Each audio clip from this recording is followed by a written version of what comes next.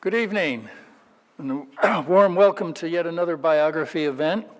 My name is Kai Bird, and I have the pleasure of serving as director of the Leon Levy Center for Biography, a wholly unique institution hosted by the Graduate Center, and founded by Shelby White and the Leon Levy Foundation in the year 2007. I want to thank Shelby for her steadfast support for the Biography Center. It is her vision that makes this program possible. As some of you may know, last year she gave $10 million to our endowment fund, plus another $5 million in matching grants. So if any of you can care to drop $1 million on us, the Leon Levy Foundation will match it with another $1 million, and we'd name one of our 4 fellowships after you. Seriously. Anyway, that's my pitch for the day. Please note that our next event will be on Wednesday, October 29th, when Judith Thurman will be interviewing Stephen Zipperstein about his new biography of Philip Roth. Please mark your calendars and register for this and our other events on the Leon Levy website. And if you've not done so already, please register your email address on our handsome new website so that you can be notified of our future events. I also want to thank Karen. Well, no, I don't. She's not here tonight. Normally, Karen Sanders and the Graduate Center's public programs are thanked. But tonight I am delighted to be here this evening to introduce Lance Richardson, who will be speaking about his widely reviewed biography of Peter Matthiessen. Lance will be in conversation with Philip Gourevitch. Former Leon Levy Fellow Lance Richardson's first book, House of Nutter, The Rebel Tailor of Savile Row, was a New York Times editor's choice. He has been awarded numerous fellowships, including the Hazel Rowley Literary Fellowship and a year-long residency at the New York Public Library's Cullman Center for Scholars and Writers. He was a Leon Levy Fellow in 2021, and he now teaches in the MFA in Writing program at Bennington College in Vermont. Philip Gourevitch is a longtime staff writer at The New Yorker and formerly the editor of the Paris Review, founded by the late Peter Matthiessen. He is the author of Standard Operating Procedure, The Ballad of Abu Ghraib, A Cold Case, and we wish to inform you that tomorrow we will be killed with our families, Stories from Rwanda. All of these books won numerous honors, including the National Book Critics Circle Award and recognition by The Guardian as one of the 100 best nonfiction books of all time. His new book, forthcoming from Farrar, Straus Giroux, has the intriguing title, You Hide That You Hate Me, and I Hide That I Know. I love long titles, Philip. Great. I'm your guy. Lance and Philip will be in conversation for about 40 minutes, and then we'll take questions from our in-person audience. This session is being live streamed, so hello out there to our virtual audience.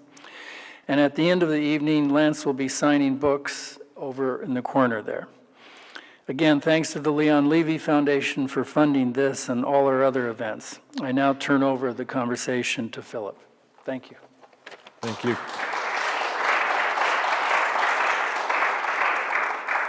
Thank you, Kai.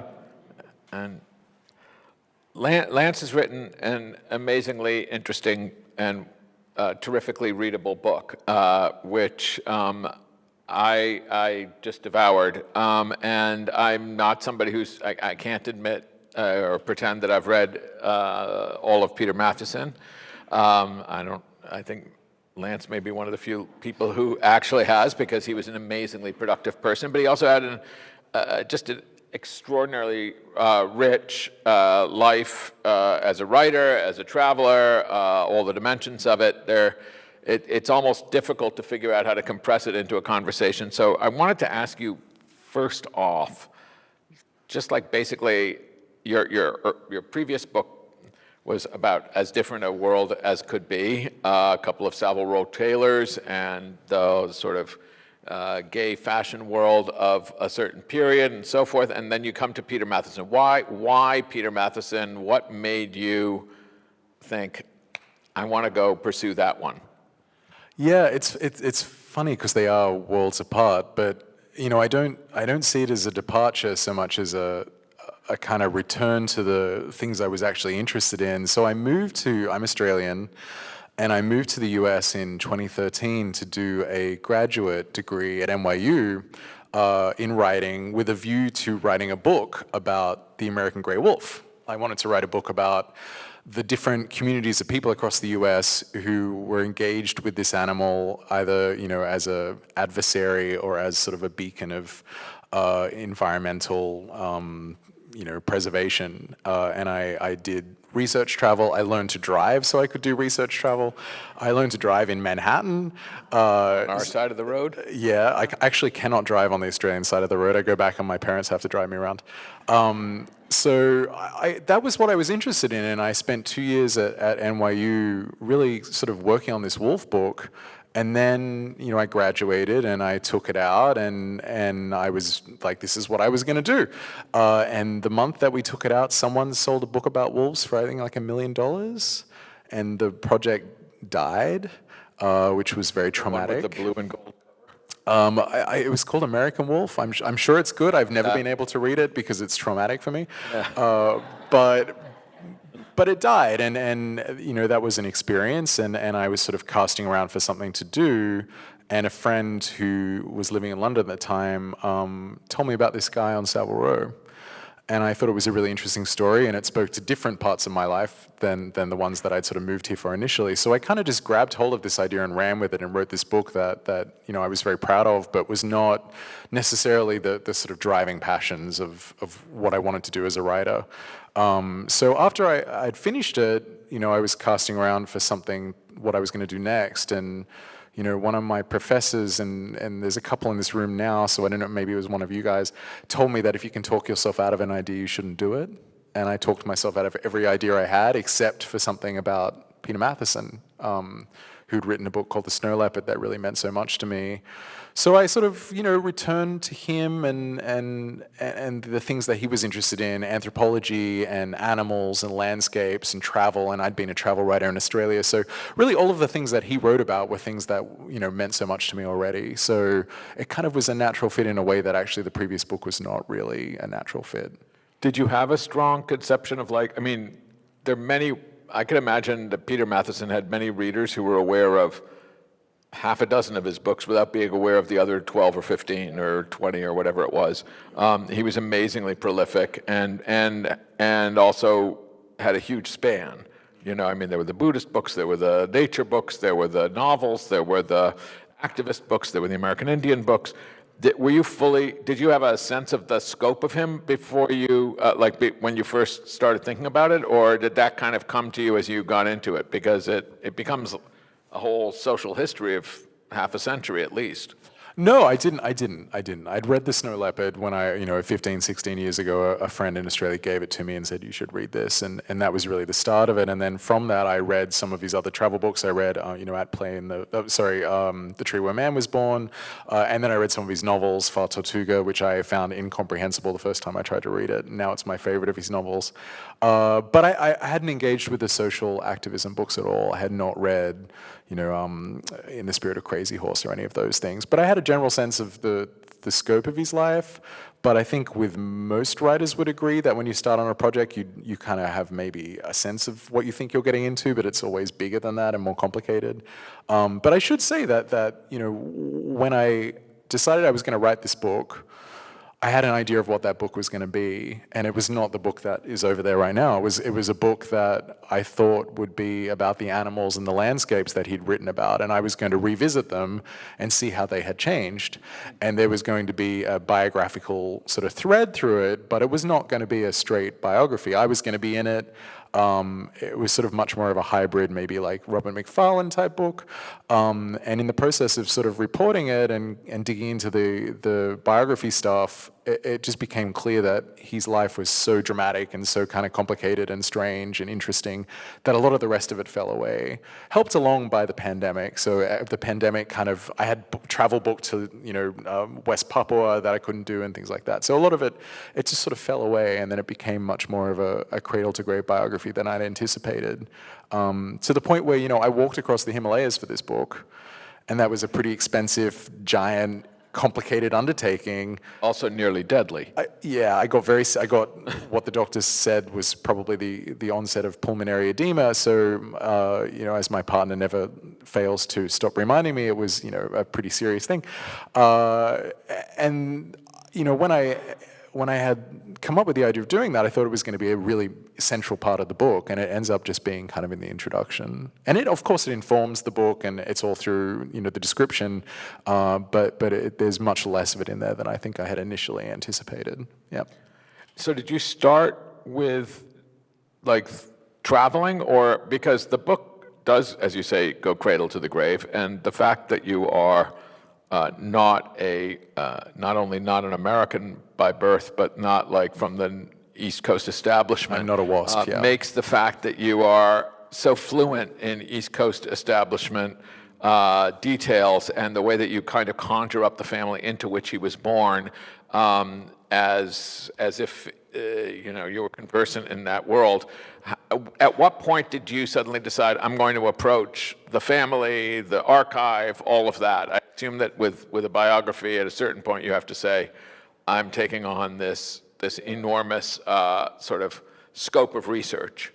Well, I mean, Maria, his widow, was the first person I spoke to. I spoke to her in November 2017, and she lives in Sag Harbor, and I went out and had tea with her, and I said, she's formidable, she's kind of scary, but wonderful. And I was like, dear Mrs. Matthiessen, I would like to maybe write something about your late husband. And she told me I was crazy because of the size of it. But she gave her blessing, but she also said she didn't want to be in the book. She didn't want to be involved because of their complicated marriage. So initially, I went away and I started doing other interviews, and the archive, which is in Austin, Texas, is so vast that we actually moved there. And I went in every day for 11 months and just went through the papers. But when it comes to the family, that was a slower sort of evolution. It took about, I'd say, 3.5 years, until one day, I would go and see her and go through the family albums and scan things. And while I was doing that, we'd have conversations, and she would want to know what I'd discovered, because he was something of an enigma to her as well. So she wanted to know all of the stuff that he never told her.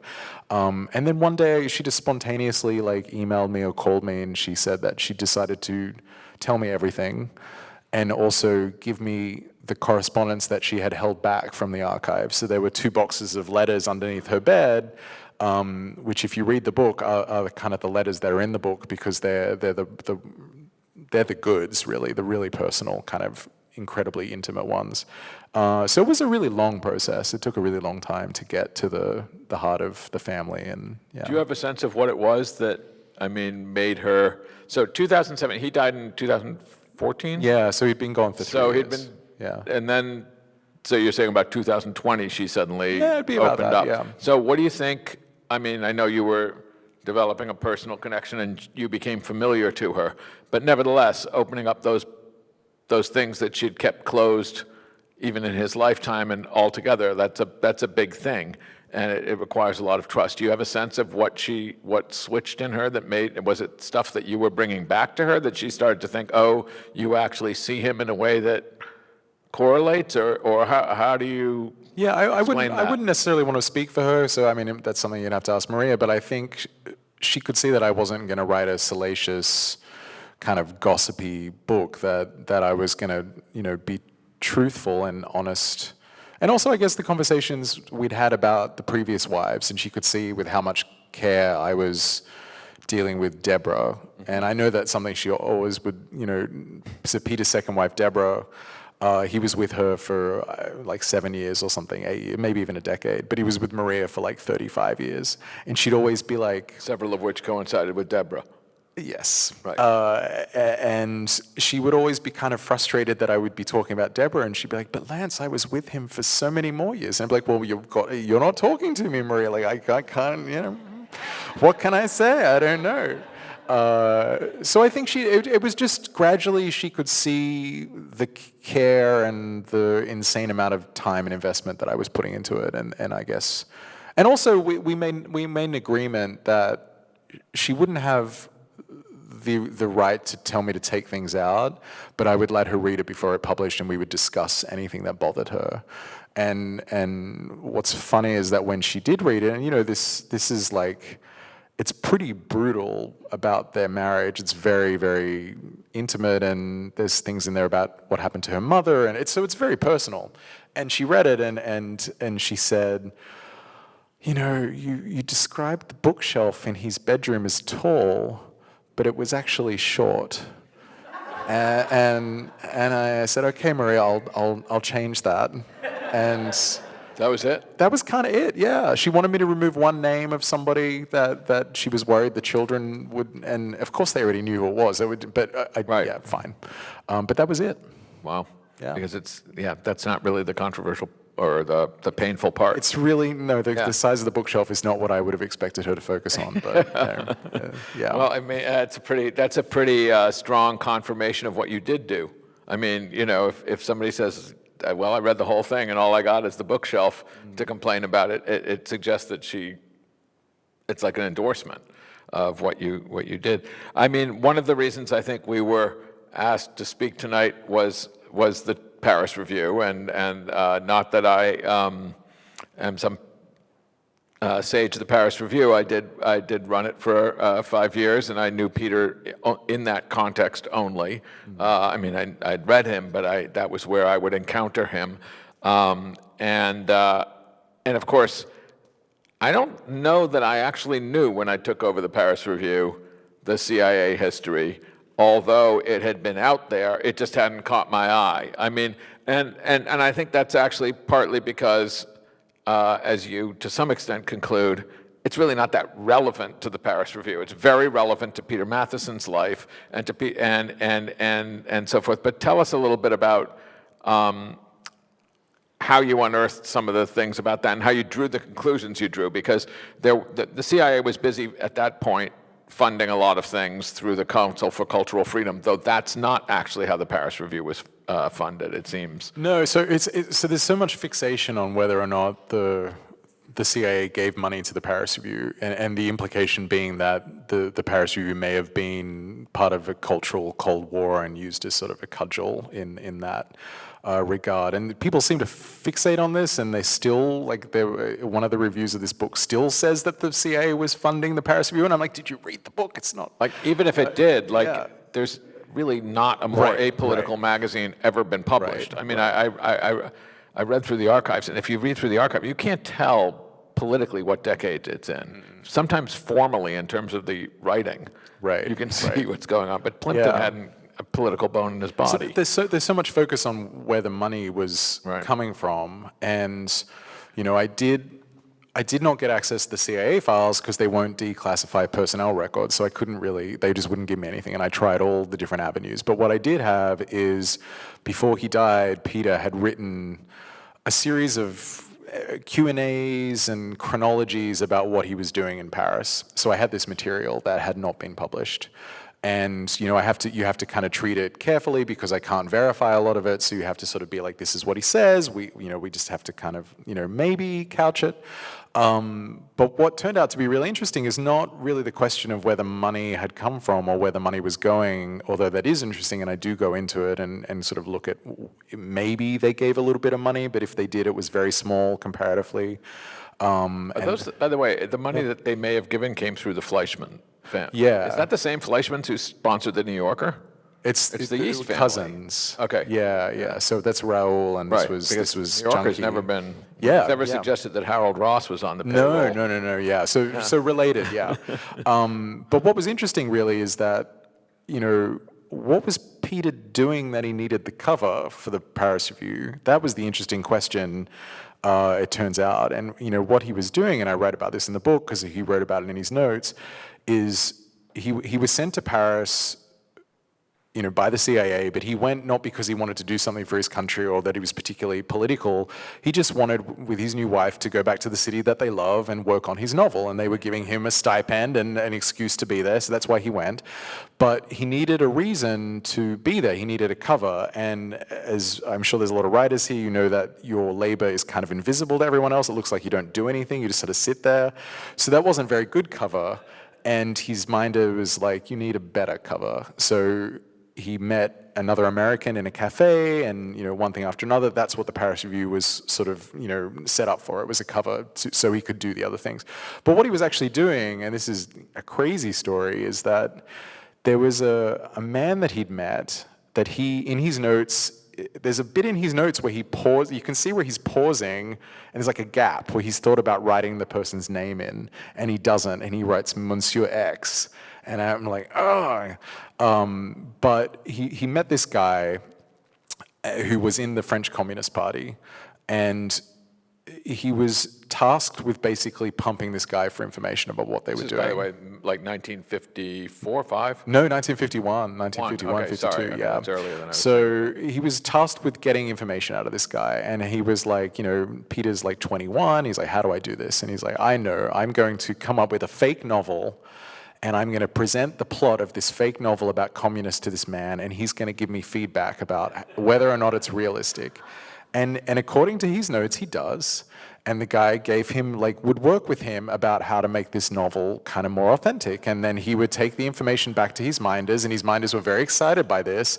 And they wanted him to actually become a mole. He wanted him to join the French Communist Party. And Peter refused to do it because at that time someone was tapping their phones, was following them around, and so he panicked, and he didn't. His wife was pregnant; she'd already lost a baby, so he pulled out, and this coincided with the first issue of the Paris Review. But the crazy thing is, he then took this fake novel and he showed it to Bill Steyer and his friend, and Bill was like, "Well, you should finish this book," and so he did. And Mathiessen's second novel, which is a garbage novel, it's called Partisans. No one thinks about it because there's no reason to ever think about it, but it started life as a covert CIA project.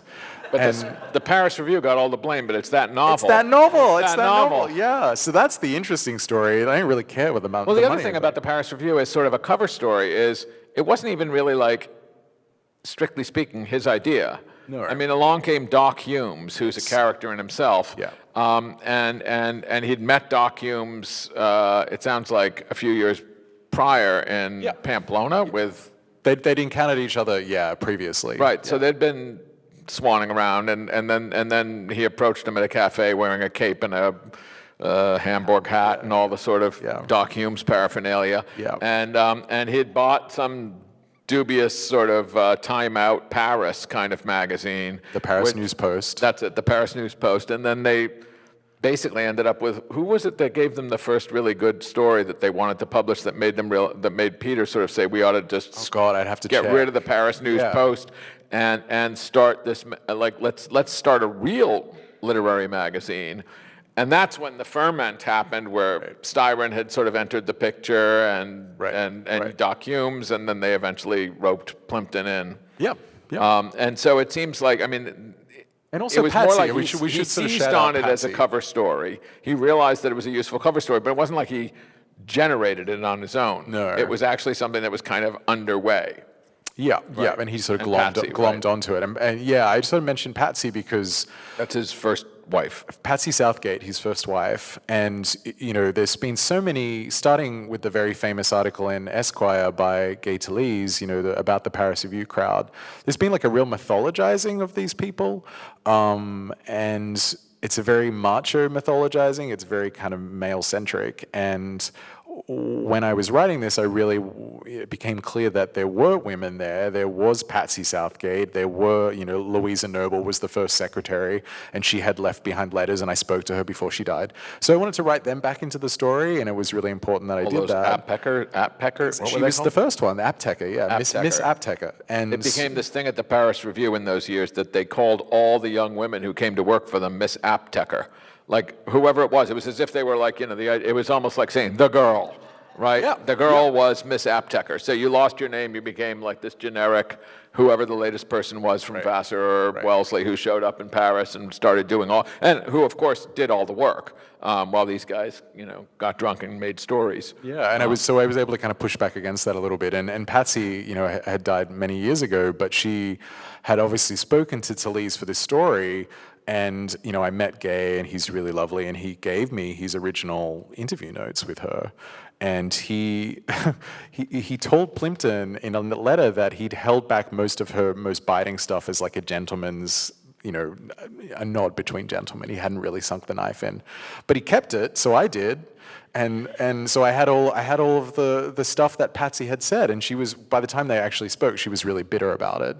And so all of her comments about them, they were making up for something they hadn't done in the war and all these sorts of things. So I was able to kind of put back her voice into the narrative. That comes throughout. I mean, that Peter is a very macho guy who also is very sort of, adventurous and a man in the arena at some level, but that also there's always a kind of self-regarding awareness of not wanting to be seen as having slouched or slacked off. So he had a bad war experience.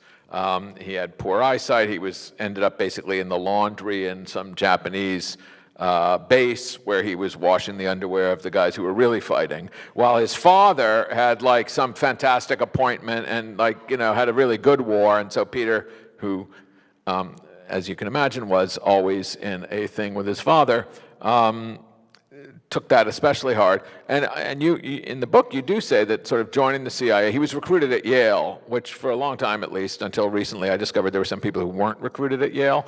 But it seems like for a long time, I had this feeling that the entire CIA came out of there by of course, a tweedy gentleman professor of the Victorian Club who walked with a limp and wore silk ascots and so forth. All of the kind of movie prop elements that you would want, and who had first noticed Peter because he wrote an excellent paper on Faulkner. So that's how he wound up in the CIA. But he also thought now's my chance to sort of be that swashbuckling guy that I wasn't in the war.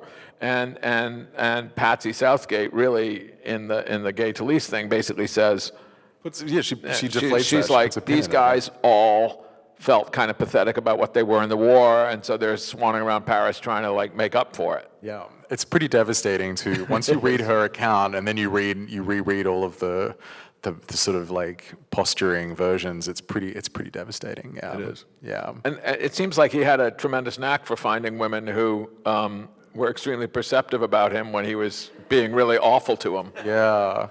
Yeah, his wives and his girlfriends, I spoke to many of them. They're all incredible people. I mean, they were all really interesting, really sharp.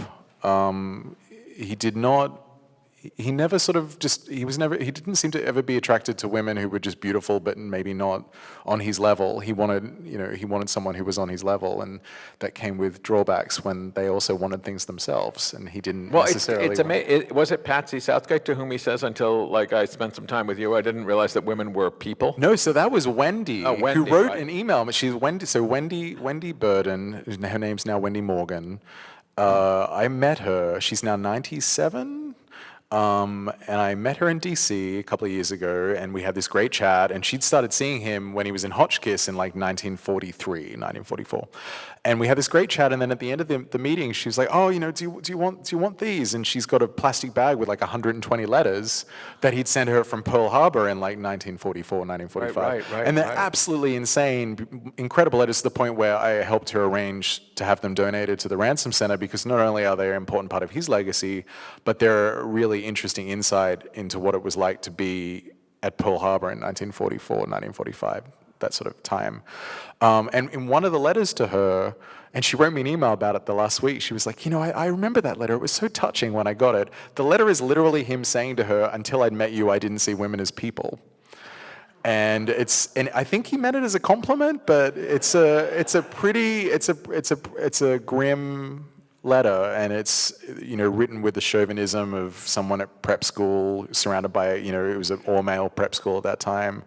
But yeah, she wrote me about it last week. That's interesting. Because the thing is that doesn't make you think, oh, he's going to wind up with this long string of women who are, in fact, not just also people, but are, in fact, Incredible really people, yeah. substantial, Yeah. interesting, amazing letter writers themselves. Like a lot of these letters are better than his, because they're more insightful, whereas he's masking himself. They're being kind of raw and direct with him. And even about things that aren't just like settling scores or so forth. Right. There's also another side, which I think you managed to be merciless enough about the women because that's how it was. But these lifelong male friendships, and that is a part of the Paris Review story too. It is a boys' club, but then you see like Styron basically shows up on his doorstep in Paris, and they remain like there for each other forever. There are others to the point I should say about Styron, to the point where when Bill, very famously struggled with depression, really bad depression his whole life, and wrote, an incredible book about it. At one point was preparing to kill himself and wrote a letter to Peter that he did post, and then obviously he didn't kill himself, but the letter says like, I please pray for me, the Zen, like just that I've always admired you, like that they were that good of friends that he wrote that letter. He would sort of get on a plane in whatever weather whenever Peter had a new marriage to like attend, and then Jim Harrison, who I don't quite remember where he entered the picture, but they end up corresponding, and these are not just they were buddies that he would either drink or fish or take trips with, but they were also people who shared first drafts through decades, and they're not that similar, all of them, as writers. They have common interests, some of them, but they're quite different in types, and they're quite different, which made it striking to me, to return for a second to the Paris Review, that he and Plimpton, who were always thought of as like boyhood friends who went to St. Bernard's together and had, then founded this magazine more or less together, actually seem to have had a pretty testy relationship. Yeah, I remember Maria told me that there was always a note of ambivalence in their friendship, even to the end. So they are sort of famously friends, and I don't want to downplay that. They certainly would call each other friends, but I think you read those early letters, the ones you're referring to especially about the dissolution of Peter's involvement with the Paris Review. There's an amazing letter where Peter's like, I owe you nothing. I'm jumping off this sinking ship like a rat, like you're garbage. And you sort of read them and you're like, wow, like they were really not friends. But then a couple of years later, Peter's writing to him about his relationships falling apart and stuff. So they had a very, I would say, sort of tense friendship, but it was always inflected by a feeling that Peter had about, we talked about this on the phone yesterday, about this hierarchy of writers. And at the top was novel writers, novelist fiction, and nonfiction was lower. And he would have seen editors as very far down. And so here you have George Plimpton, who is a very good nonfiction writer, but is not a novelist, and really was most known for being an editor, and Matthiessen would have seen that as being somewhat of a pity. Failure. A failure, right. Yeah. And I think Plimpton also, on his side, probably envied Peter's broadness and his achievement as well. So I think there was probably a competitiveness there. Right. Right. They did things like all of these guys like to go birding and things like that. Yeah, right. To take a second to go to birding, which is an important thing. It seems to me that one of the striking things about Matthiessen is that there was, the very literary side and the immense literary ambition and so forth, but he always had this naturalist side, and it comes from his boyhood. It comes from, although he was raised in a very cosseted world and his parents were downwardly mobile from being fabulously rich to being really fantastically rich. He was always around this natural world, whether at Fisher's Island or in Connecticut or so, but he made it a kind of study. He knew a lot, and he was prescient. Like his social activism, whether it was Cesar Chavez or Leonard Peltier or whoever, these were huge projects into which he threw himself massively. Buddhism was another, obviously, but that's tangential, not in the sense that it's less important, but it sort of touched it in a different way. But the naturalism and the kind of social activism seems to me to be something that he kind of pioneered in a way that he tried in a way to keep a little bit at arm's length because he wanted to be known more as a novel than as a nonfiction or activist pioneer. But he was that. Yeah, and he always talked about a speech that Camus gave, and he misidentified it as Camus' Nobel Prize speech, but actually was a different one, in which Camus said that, you know, one of the responsibilities of a successful writer is to speak for those who cannot speak for themselves. And Peter took that very seriously and saw that it was his responsibility as a privileged writer to speak out for people who had been denied a voice. And that was, I'm sure, it was all tied up with his conflicted sense of his own privilege that he'd come from, and he sort of projected this onto his children as well. But he took it seriously to the point where he spent decades of his working life writing about, you know, Native American affairs and abuses and getting sued for $49 million as a result of that. You know, it came at a huge personal cost. And he got so invested in the cause of, you know, say, Cesar Chavez, that when Chavez sort of pushed him out because Chavez had his own issues and saw Peter as insufficiently giving enough to the cause, Peter took that very, hard. So, you know, it was definitely a huge part of his legacy and what he did, and also getting it into the New Yorker as well was a major thing. So in 1969, previous to 1969, Peter had tried to write what we would call advocacy journalism for the New Yorker, and Sean had rejected it because it was partisan, it was too serious, and it wasn't really what Sean wanted for the magazine. But around the late 60s, there's an interview that Sean gives in Women's Wear Daily, of all places, where he says that he recognizes the magazine needs to kind of catch up with the times and sort of become more open to social pieces. And Matthiessen really seizes the moment to pitch a partisan sort of profile of Cesar Chavez, and he writes this massive story that at the time, you know, Chavez was known but not the icon that he became, and he wrote this piece that really was not just a profile but was really advocating for Chavez, and that kind of opened a door. I mean, Peter saw that it opened a door, and that he really kind of made that a thing. He was certainly an early pioneer of advocacy journalism. Yeah. I mean, the New Yorker managed to give it the great title, Organizer it's 1 a horrible and title, Organizer 2. Yeah. It was a two-part profile. Yeah. But I mean, but it's interesting also that the fact that he was rejected by Chavez at a certain point for basically why are you writing about anything else and why do you have some other life? You know, Peter was like, okay, when I get into it with Leonard Peltier, I'm going to make it absolutely a complete commitment for life. They will never be able to say that I've slacked off, that I haven't stayed with this, and so forth. Right. And he did. He was petitioning, you know, Bill Clinton in the Oval Office, and having sitting next to Janet Reno at dinner, trying to get private meetings with her. This is decades after this all started. So yeah, he stayed true to that. And it sounds like in the American Indian world, he remains considered one of the people who. Because it's a very interesting element that you get through all of his work, which is this simultaneous consciousness of being a white guy who, the risks of being a white guy who sort of has a colonial or exoticizing mentality, who makes generalities about American Indians as opposed to the specificity of the many, many, many, many peoples who make up that category, and so forth, and sort of being a bit of a tourist. And so he sort of has it both ways, that he wants to be the guy who scolds those people, but he's also being one of those people. Yeah, there's a real paradox about that, yeah. He manages, though, to largely thread the needle through that needle. Yeah. I mean, thread. Yeah, I mean, it was a book like In the Spirit of Crazy Horse, which is the big famous book that he wrote about Leonard Peltier and the American Indian movement. He, you know, today you would look at a book like that and you would sort of be like, well, a Native person should write this book.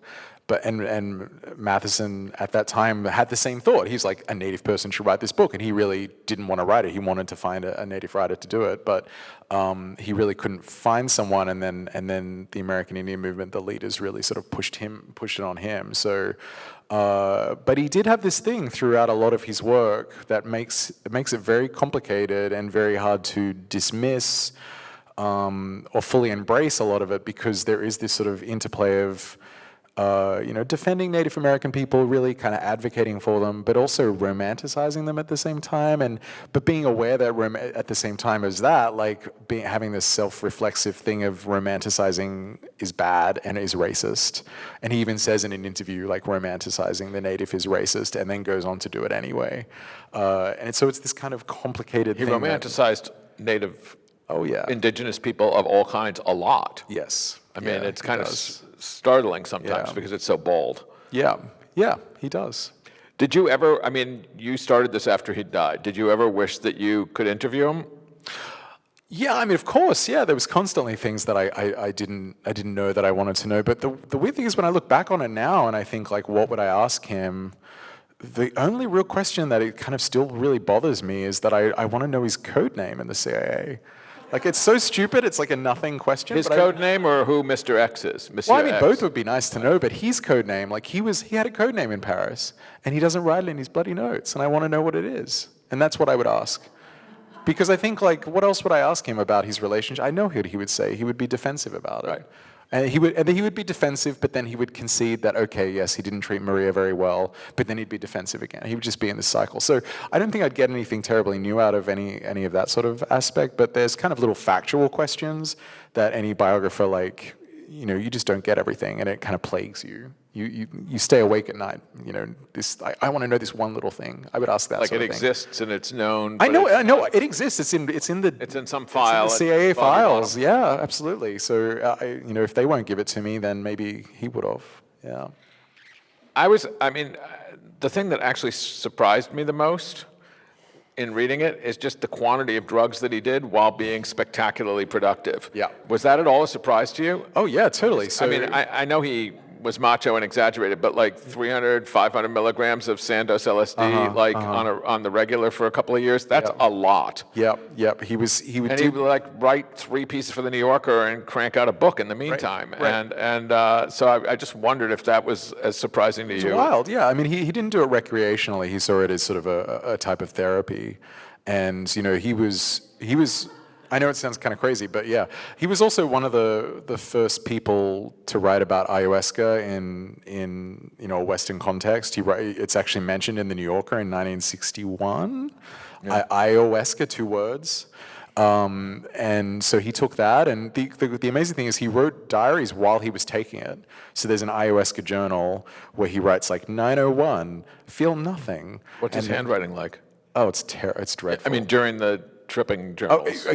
So it starts kind of, it's always bad, but it starts bad, and then it ends up, I wish I had a picture, and it ends up just like across the page. And the LSD journal's like that too. There's one, he would go to a villa in Italy, kind of a castle really, and he would take LSD there, and he would take it and then go wandering around the square and things. But there's an LSD journal, and there's a page where he's taking it, and he's writing about, like, a metal Goliath or something. But then it says, Ghraib is you, and the U is bigger and bigger and bigger. And Ghraib is the main character in his novel Far Tortuga. And, you often, like, you don't want to kind of ascribe a main character to the author. You don't want to say, well, that's who they're writing about, because you just don't try and do that. But here he literally is saying it to himself under the influence that this main character is him, almost like he didn't realize, and he was like, oh wow, it's you. But it's like giant letters, like it's pretty wild. That's wild. Yeah, and I mean, there's another moment in there that the LSD journal sort of confirms something, that there's this very strange moment, which is sort of the defining trauma of his childhood, which almost feels, I mentioned this to you on the phone yesterday, like it's like if you were reading a Freudian case study and it like seems a little too reductively like based on some single moment where, somebody had a toilet training catastrophe and like that became everything. But he has this moment off Fisher's Island with his father, where his father's basically like, everybody jump in to see how your swimming lessons are going, and he doesn't jump fast enough, so his father gives him a little toss, and he bangs into the side of the boat, and he feels humiliated, hurt, injured, some kind of tension with his father, some kind of failure to have jumped first, all of these things. And it comes up like 30 years later when he's, zooming out of his mind in that Italian villa, he's writing in his LSG journal, that boat. Well, not only that, but that he can feel the pain Of in his that he arm. can still feel the pain of banging his arm on the side of the gunnel.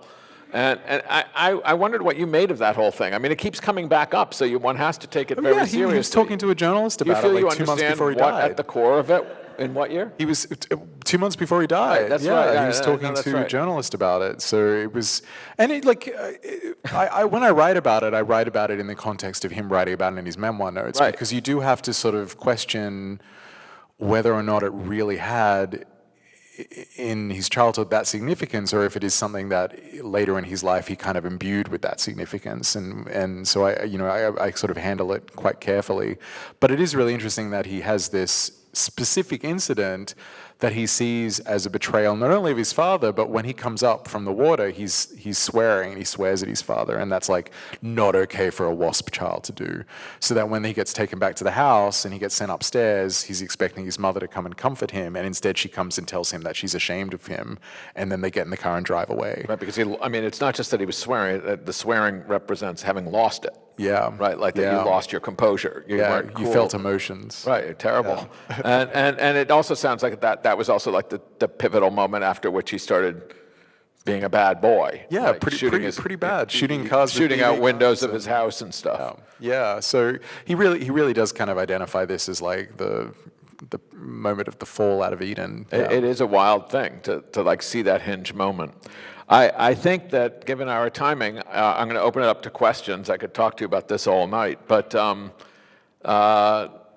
you want to pass a microphone around if people have questions, or how do you do this? Yep. Necessary so the Zoom audience hears you.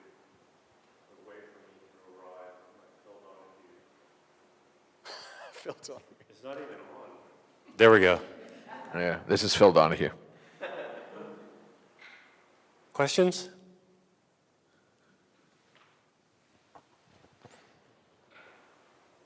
You haven't mentioned the snow leopard and his Nepal trip, and I'm just curious to hear you talk about that a little more. I was in Nepal in 1973 trekking, and Nepal then was just a really tiny, Kathmandu was a tiny village in a way. It was nothing like it is today. Yeah, so in 1953, Peter is still kind of getting over the death of Deborah, who had died the previous January. And he is invited by the famous biologist George Schaller, who at that time was living in Pakistan and doing a study on sheep and goats of the Himalaya area. And Schaller wanted to do a research project on this particular animal called the barrel, which at that time it wasn't clear if it was either a sheep or a goat, and actually it's got its own category now. But he wanted to go and study these animals in the wild, and really the best place to do it was this very, very remote area of Nepal called Dolpo. And to get there, was an immense challenge because of exactly what you say, like it was just villages. And so they set out from Pokhara and walked there, and it took, they thought it would take a couple of weeks, and it took 2 months, like, to get there and, like, to do this study. Matthiessen wrote the Snow Leopard out of it, which is about the scientific survey that they did, but is also about what he calls a journey of the heart. It's about this pilgrimage that he went on, and sort of his Zen and his sort of feelings about his wife. So it's this sort of it's a hybrid book. But when I went and did that trek, we didn't set out from Pokhara because Pokhara is now like a city, and a lot of the area that they walked on is now a highway. Like you just can't do it. So like we flew into Dolpo and walked from there. So there's like a day. If you actually read the Snow Leopard, it's written as an expedition journal, and like we arrive on like October 18 or something. We intersect the book there.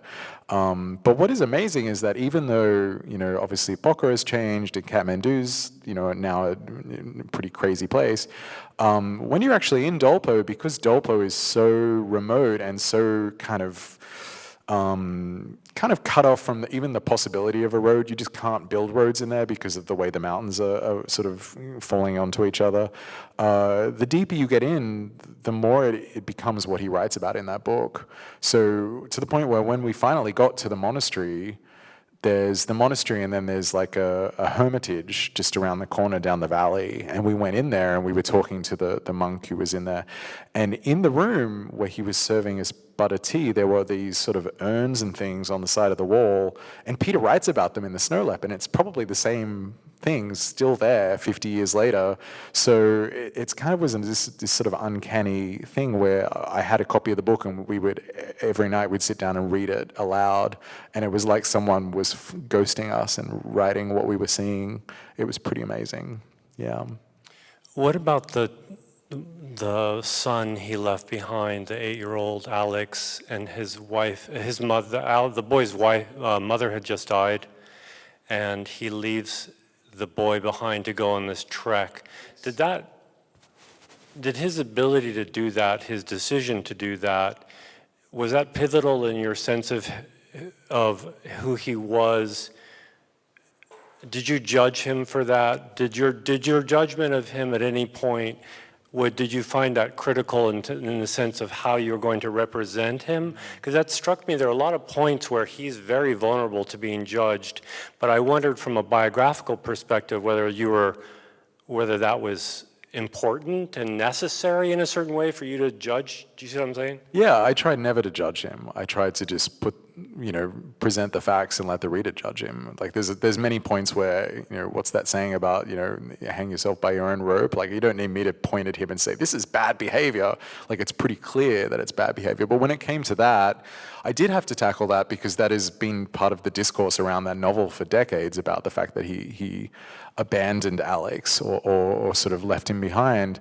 And over the years, Matthiessen gave various responses to that allegation that he abandoned Alex. And we can go through the various reasons that he gave for rationales. It wasn't immediate. She'd actually died 20 months previously. So I think people sometimes think that Deborah died and then he immediately leaves. It was actually 20 months, which is still not a lot of time, but it was 20 months. But what I wanted to make sure that I could do in the book is that I actually asked Alex. And got, he's this person. Powerful. Right, he's this person who all these people have said he was abandoned, but they never have actually stopped to go and ask Alex what he thought about it and if he saw himself as being abandoned. And Alex gave a really interesting answer, and I just kind of let him speak and then move on. But Alex said that he never really saw himself as having been abandoned, and that wasn't really the source of resentment growing up. It wasn't that he felt that Peter had left him behind. What was a source of resentment was the fact that when Deborah, his mother, died, Alex was basically told to be the good soldier, to not cry, to just suck it up. And because they never talked about Deborah, he never really confronted it. Peter never confronted it with Alex. They never kind of really reckoned with the loss. Alex has no memories of his mother. He retained nothing. And that's the source of resentment. It's not that he was left behind. It was that his dad never helped him come to terms with Deborah's death. And so I kind of lay that out there, and then I just move on because you don't need my judgment. Judgments? What was the motivation that prompted him to write about the Native Americans? Right, so this is oh God, how much time have we got? It's Bigfoot really, time. It's an interesting story because it's not really what you would expect. He was very interested. We were going to try and avoid this subject, but here we are talking about it. We have to touch on Bigfoot. We are going to talk about Bigfoot. Okay, so he was very interested in Bigfoot. And he was sent a letter in 1975 that someone had found Bigfoot. And he went off and he started to try and find Bigfoot for the New Yorker. The New Yorker underwrote these initial forays. And through his travels, trying to find Bigfoot, he became gradually involved with a Hopi messenger and the Hopi people. And he would start to go and visit Native communities and gather their stories about their sort of mythological stories about this creature that may or may not have been Bigfoot. And when he was gathering these stories, they would say to him in response, okay, we're giving you our stories, what are you going to do for us? And he felt, as I said before about Camus, that he had an obligation. So he would do stories for them in response, which is, collected in a book called Indian Country, where, all of the stories about, land abuses and everything like that, he was paying them back for their stories. And it was through this process that he was in Santa Barbara once, and he was talking to this guy, and this guy's like, have you heard about Leonard Peltier? And he was talking to the guy because he was getting Bigfoot stories, and he hadn't heard of Leonard, and it kind of grew out of there. So it started in this kind of very unusual place, and from his sense of obligation to the people that had given him stories, and then he ends up writing In the Spirit of Crazy Horse. And Bigfoot is unfortunately at the root of many of the later books, including the Watson trilogy. It kind of started as a Bigfoot novel, which is... He wound up doing the Everglades books because there was Bigfoot sightings in Florida. That the original he title to of look into. the original title of the Watson trilogy, if you go back to his notebooks, it is Florida BF novel, B off mean Bigfoot. So that it started as that, and then it. So the answer is Bigfoot. I was going to tease you by asking about Bigfoot, but instead, what I really want to say is that you write so beautifully, which we haven't talked that much about tonight, and it would be wonderful if you could say something about, if you can talk about how it is that you manage to make it possible for your writing to be so beautiful, or if it's just, something that naturally happens to you, or you can't talk about it. So I mean, if you wanted to say something about that, I would love that. Or if you don't want to say something about that, if you could talk about what it's like to write about an author who's such a dominating presence, and how it is to have an experience of trying to write while you're writing about a writer with such a voice that's sort of... That's so sweet, thank you. I don't know how to answer that because I don't see my writing as beautiful, I just see all the flaws. And so, Peter was famous for, the book would be in basically galleys and beyond galleys, and he'd still be editing it. And I have that impulse as well. And, there were some emails with Zalima, who's here, where I'd be like, can we fix this? And she'd be like, no, because it's beyond that point. So I had that impulse as well, and I'm never satisfied with my work. But it was intimidating to be conscious that I was writing a book about someone who wrote so well, and that there would be instances where I would be quoting his words, and then my own words would be next to them. And I never had any illusions that mine stacked up anywhere near his. But that's sweet of you to say. I don't know how to respond to that. I'm Australian. I can't take compliments. I think we have time for at least one more. Anybody?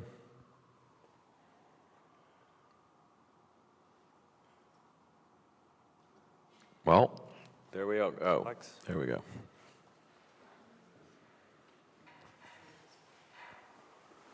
Hi. You were talking about people who were sort of marginalized in the mythos of the Paris Review, and you both also mentioned Doc Hume's. And part of the Doc Hume story is that he's this brilliant person. He's a very esteemed writer. He begins to grow paranoid during the 60s. And then Matthiessen makes this intervention in Doc Hume's life.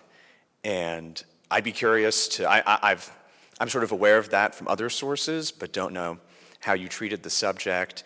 And what happens in that relationship later is not easy to learn about. So I'd be curious if you could talk about that episode and what you learned and what kind of the aftermath of that was. When you say the intervention, do you mean the moment when he goes to London? And Doc Hume, you have it in the book. I mean, the Doc Hume's is starting to crack up. Well, I mean, he thought the Queen was talking to him through his bedpost. Yeah. Well, yeah. I guess that constitutes cracking up. And at that very moment, along comes Peter Matthiessen. It's like, I got to tell you that I was on the CIA payroll when we started the Paris Review, In other right? words, And he's like, you're worried that people are spying on you, and just so you know, I was your friend and a spy. Yeah, and Right, Matthiessen Peter would have needed seen it. it at the time that he was doing the honest. He was finally coming clean, and he was telling his friend. He'd already told George. It hadn't come out publicly yet. This is before the New York Times piece in 1977, and he thought he was doing the right thing by telling Doc the truth about the Paris Review. But his choice of timing is pretty wild because Doc was having a psychotic episode, or was recovering from a psychotic episode, and paranoia, which involved the idea that he was being spied on and things. And here's Peter coming along, telling him. And Doc's response, was actually kind of amazing, that he sort of, initially at least, was quite sympathetic to Matthiessen and was quite, understanding, but then decided he wanted there to be like a public news conference and for Peter to kind of come clean, and that he was going to take his name off the masthead until he did. And it was actually Plimpton who kind of talked him out of it, because George was worried that, the thing that Plimpton had basically attached his whole personality and life to would be ruined. So they talked Doc Humes out of doing that, and it kind of remained secret for a couple more years until the New York Times did it. And then Doc drops out of my book because there's just too many other things. But they stayed in touch, and Doc is a complicated figure. They all were, but yeah. Well, I think that's the time we have tonight, and I'd like to thank the Leon Levy Foundation for their generous support, and just to wish you all a good night. Thank you for coming.